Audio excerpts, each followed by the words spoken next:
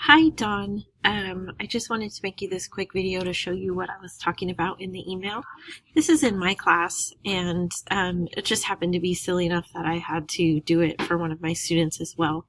So my student wants to resubmit her assignment, but she can't because in my Turnitin settings, I have it to where they can only submit once. So I think yours is set to open in a new tab, so you would just open your Turnitin new tab.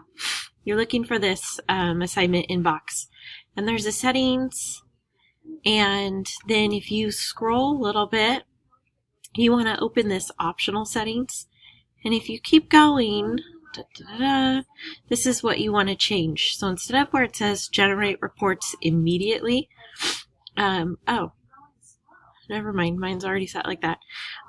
You definitely want to have one of these two chosen, where it's generate immediately, and then but they can continue resubmitting until the due date, or generate reports on the due date, and these are the plagiarism reports. So it just depends on if you want your students to see what their plagiarism score is or not. Students can resubmit until the due date. If you have this one set, generate reports immediately, students cannot resubmit, that even if I turned in something today and it's not due until the end of March, I can't turn it in again. So one of these two is a little bit better. Then there's a save down at the bottom, and it'll update your assignment. I'm not sure if that means your student will then be able to resubmit.